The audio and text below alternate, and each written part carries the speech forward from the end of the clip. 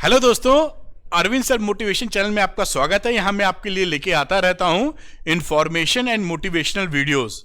अगर आपको वीडियो पसंद आए तो लाइक और शेयर कीजिएगा और चैनल अच्छा लगे तो सब्सक्राइब करना मत भूलिएगा।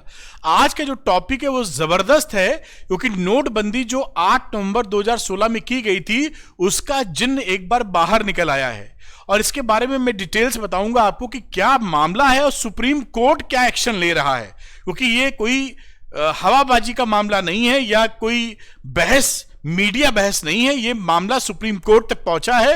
वो क्या करने वाला है, तो आइए समझते हैं कि पूरा मामला क्या है और किस एंगल से जो ये नोटबंदी की गई है वो नोटबंदी सही है कि नहीं, इस पे डिस्कशन बढ़ गया है सुप्रीम कोर्ट में। आगे देखते हैं, आइए चलिए। तो नोटबंदी पर बड़ी खबर, सरकार के फैसले की वैधता को चुनौती सुप्रीम कोर्ट। सरकार के फैसले को वैधता का मतलब जो डिसीजन लिया गया है वो जिस प्रक्रिया से लिया गया है, जिस प्रोसेस के थ्रू लिया गया है, क्या ये प्रोसेस कानूनी रूप से ठीक है कि नहीं। चलिए समझते हैं, आगे लेके चलते हैं आपको। ये देखिए कुछ मीडिया न्यूज, जैसे कि आपको ऑथेंटिसिटी का पता लगे। दिल्ली दैनिक भास्कर, सुप्रीम कोर्ट नोटबंदी फैसले की जांच करेगा, केंद्र व आरबीआई से मांगे हलफनामे। फिर जनसत्ता, हमें अपनी लक्ष्मण रेखा पता है, ये सुप्रीम कोर्ट बोल रहा है। क्यों बोल रहा है अभी मैं वीडियो में बताऊंगा। पर 2016 के नोटबंदी फैसले की जांच जरूरी, जांच की बात चल रही है नोटबंदी की, बोला सुप्रीम कोर्ट। आगे देखते हैं, देखिए आज तक की तरफ से फिर जागा नोटबंदी का जिन्न। सुप्रीम कोर्ट ने 9 नवंबर तक मांगा केंद्र सरकार से हलफनामा या जवाब, यानी मुद्दा हो चुका है तगड़ा गरम। सुप्रीम कोर्ट में खेल चल रहा है बड़ा तगड़ा। आइए समझते हैं कि क्या बहस है वहां। ये 8 नवंबर 2016 को नोटबंदी अपने प्रधानमंत्री साहब मोदी साहब ने की थी और उस समय जब ये नोटबंदी की थी तो उनके फायदे जो गिनाए थे वो भी बताऊंगा आपको। A historic step to fight corruption, black money and terrorism. उन्होंने कहा था कि यह नोटबंदी इस वजह से लाई जा रही है जिससे भ्रष्टाचार हटाया जा सके, ब्लैक मनी को खत्म किया जा सके और टेररिज्म को भी खत्म किया जा सके। आगे समझते हैं हम लोग कि पर्पस डिमोनेटाइजेशन का जो बताया है कोर्ट में भारत सरकार की तरफ से अटॉर्नी जनरल ने, वो क्या बताया है वो आपको दिखाता हूं मैं। काले धन को समाप्त करना, कि हम ये डिसीजन लिए थे कि काला धन समाप्त हो जाए, डिजिटल लेन देन को बढ़ावा दिया जाए और जो नगदी है हमारे हिंदुस्तान में वो नगदी यानी कैश कम हो जाए और टेरर फंडिंग को खत्म किया जाए। और भी इसके मामले थे जो बेनिफिट गिनाए गए थे। उसमें देखिए नकली मुद्रा को समाप्त करना, लेन देन में पारदर्शिता रखना, आयकर दाताओं में वृद्धि होना। अब ये मैंने 6-7 प्रमुख कारण बताए और मैंने नहीं बताए, ये भारत सरकार ने सुप्रीम कोर्ट के सामने रखे। इनमें से आप देखेंगे तो अधिकतर चीजें फुलफिल नहीं हो पाई, लेकिन इसका जवाब कभी सीधे तौर पे गवर्नमेंट ने नहीं दिया। काला धन कितना वापस आया, कोई क्लैरिटी नहीं मिली। कैश यानी नगदी या नगद वो बढ़ गया काफी हद तक। टेरर फंडिंग क्या रुक गई, आतंकवाद क्या खत्म हो गया, ये सब बहस का मुद्दा है। कोई क्लियर कट हमारे पास जवाब अपनी जो सरकार है उससे कभी नहीं मिल पाया। खैर आगे की बात चलते हैं लेके समझते हुए। ये देखिए फिर एक साल, जब नोटबंदी का 1 साल बीत गया तो मोदी साहब ने अपना गुणगान करते हुए क्या बोला, here are the benefits of demonetisation. जो बंदी की गई थी नोटबंदी, उसके बेनिफिट्स गिनाए 1 साल बाद कि क्या क्या बेनिफिट हुए। लेकिन इसके बाद बहुत कंट्रोवर्सी हो गई, बहुत बवाल मचा और कई लोगों ने जवाब पूछे। जब नोटबंदी जब कराई गई थी 16-17 में, तो ये फोरकास्ट आईएमएफ का जो 6.6 बताता है, यहां पे जीडीपी जो ग्रोथ हुई थी वो 7.1 थी और 2010-11 में 10.3 थी। और मोनेटाइजेशन डीमोनेटाइजेशन का इफेक्ट तो हम लोग सब जान ही रहे हैं कि क्या हालात हो गए हैं। उसके बाद 1 साल बाद लोगों ने जो उनसे पूछा कि जो जिस वजह से नोटबंदी की थी उस पर जवाब दीजिए आप कि कितना काला धन वापस आया, कितने फेक नोट्स पकड़े गए, इंपैक्ट टेररिज्म पे क्या हुआ, कंट्री में चेंज कैसा हुआ और भी कई बात।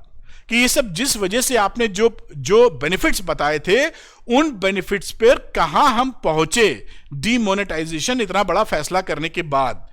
और यहां तक कि मनमोहन सिंह जो हमारे बहुत इकोनॉमिक मतलब एक लीजेंड हैं, उन्होंने बोला कि it is a monumental management failure, it is a case of organised loot, legalised plunder of the common people. उन्होंने तो यहां तक बोला कि एक ऑर्गेनाइज्ड लूट थी ये। खैर ये उनका स्टेटमेंट था, फैसला तो आप करेंगे और सुप्रीम कोर्ट तो कर ही रहा है।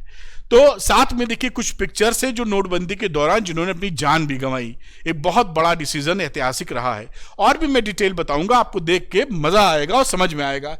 ये देखिए आज ये 9 नवंबर को हेयरिंग दी है सुप्रीम कोर्ट ने, लेकिन उससे पहले डिटेल्स निकली है अपनी दैनिक जागरण पे। इस पे एक आर्टिकल आया, मैं आर्टिकल की बारीकियां बताता हूं आपको, तो और आपको लगेगा कि भाई ये कैसे कैसे क्या सुप्रीम कोर्ट चाहता है और किन मुद्दों पे बात चलने वाली है। तो देखिए ये पहली मैंने उसी को क्रॉप करके बड़ा करके लगाया जैसे आप पढ़ सके तो ज्यादा इंटरेस्टिंग रहेगा।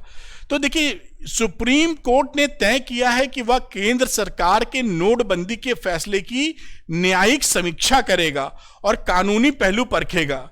मतलब ये पहले काफी दिन से लंबित था मामला, लेकिन अब उसने डिसाइड किया है कि इसको परखा जाएगा, इस फैसले को कानूनी स्तर पर कि ये कानूनन सही था कि नहीं था। सुप्रीम कोर्ट की भाषा है, ये बात है। अब वो क्या चीजें उन्होंने मांगी है कि 9 नवंबर को बोला है कि आप हलफनामा दीजिए गवर्नमेंट से जो अटॉर्नी जनरल है, और क्या डिटेल्स मांगी हैं वो देखिए मैंने हाईलाइट की है। 8 नवंबर 2016 की रात को 8 बजे ये घोषणा हुई मोदी साहब ने की कि साहब हम नोटबंदी कर रहे हैं। तो गवर्नमेंट ये जो सुप्रीम कोर्ट है वो ये पूछना चाहता है कि उस घोषणा से पहले 7 नवंबर को आपने आरबीआई को कोई लेटर लिखा तो उसका जवाब 8 नवंबर को आपके पास क्या आया जिसकी बेसिस पर आपने ये फैसला ले लिया। भाई ऐसा तो है नहीं कि आप कहीं के राजा हैं, मन किया उठे और आपने कहा बंद नोट, ऐसा तो नहीं किया होगा ना। भाई लोकतंत्र है तो यहां पे कोई एक प्रोसेस है, प्रक्रिया है, उसको फॉलो किया होगा। तो वही सुप्रीम कोर्ट जानना चाहती है कि आपने आरबीआई को कौन सा लेटर लिखा जिस 7 नवंबर को एक दिन पहले, और 8 तारीख को आपके पास उसका जवाब क्या आया आरबीआई का, फिर आपने उस बेसिस पे क्या फैसला लिया। यह हलफनामा दिया जाए गवर्नमेंट की तरफ से, यानी अटॉर्नी जनरल साहब देंगे। ये सुप्रीम कोर्ट ने बोला है कि हमें यह बताया जाए। आगे देखिए बड़ी इंटरेस्टिंग बात है, ये देखिए अटॉर्नी जनरल वेंकटरमणी जी क्या बोलते हैं कि इस मामले का अब सुनवाई का कोई औचित्य नहीं। गवर्नमेंट की तरफ से क्या बातें बोली जाती हैं कि इस मामले का सुनवाई से कोई औचित्य नहीं है, ये केवल एकेडमिक पर्पस का है और इसमें अगर बातचीत की जाएगी तो कोर्ट का केवल समय खराब होगा। ये गवर्नमेंट की तरफ से पक्ष रखा जा रहा है।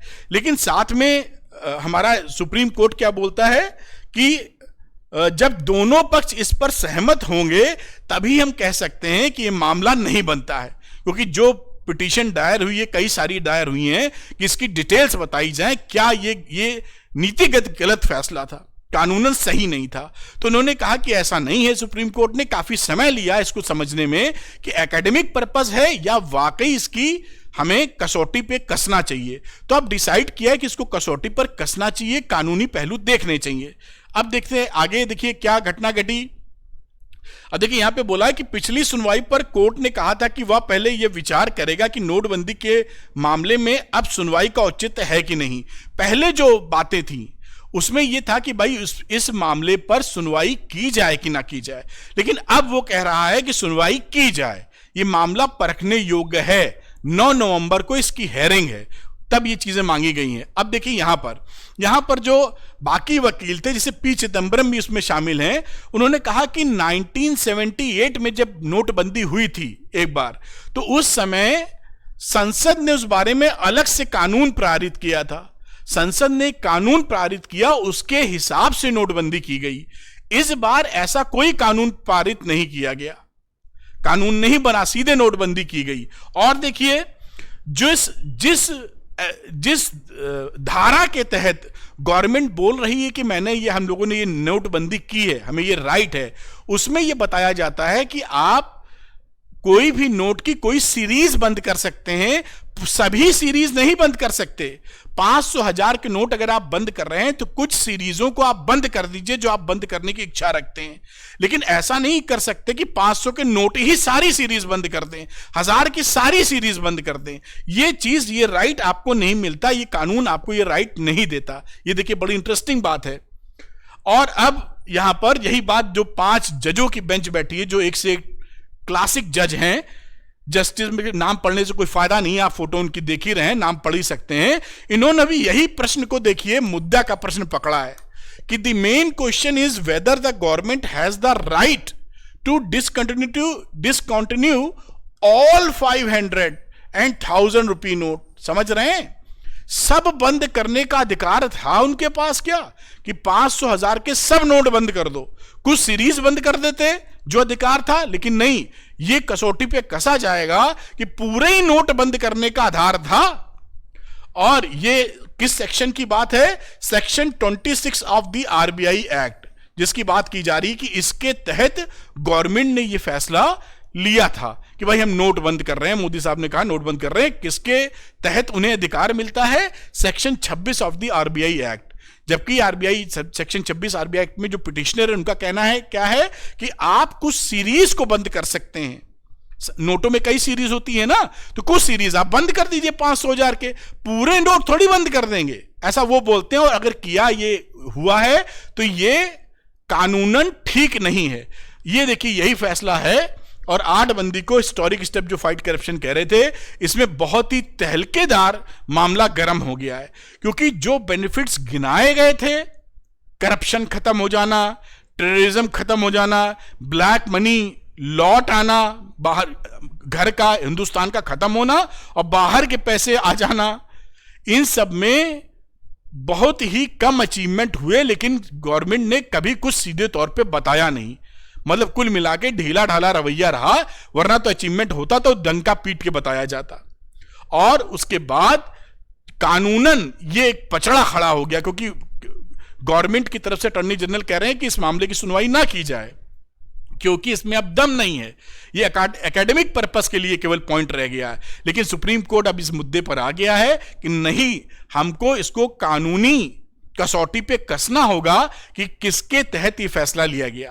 तो उम्मीद करते हैं कि मामला आसान शब्दों में आप समझ पाए होंगे, और देखते हैं आने वाले दिनों में कि सुप्रीम कोर्ट के सामने क्या जवाब आता है गवर्नमेंट का, और सुप्रीम कोर्ट क्या एक्शन लेती है। तो thank you very much. Video पसंद आया हो तो लाइक और शेयर कीजिएगा, अरविंद सर मोटिवेशन चैनल को सब्सक्राइब कीजिएगा। मिलते हैं अगले वीडियो में। मुस्कुराते रहिए, खुश रहिए, इंफॉर्मेशन लेते रहिए और हमेशा दूसरों के चेहरे पर मुस्कुराहट लाने का प्रयास करते रहिए। Thank you, good luck to you.